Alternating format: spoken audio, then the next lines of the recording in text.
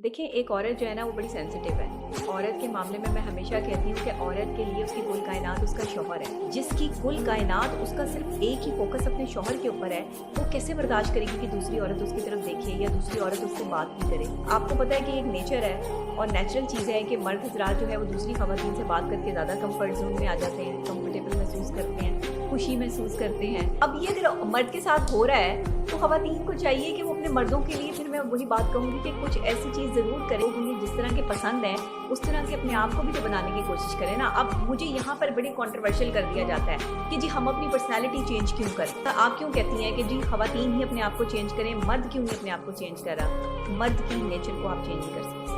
मर्द को आप चेंज करने की कोशिश करेंगी तो आप मर्द को खो देंगी।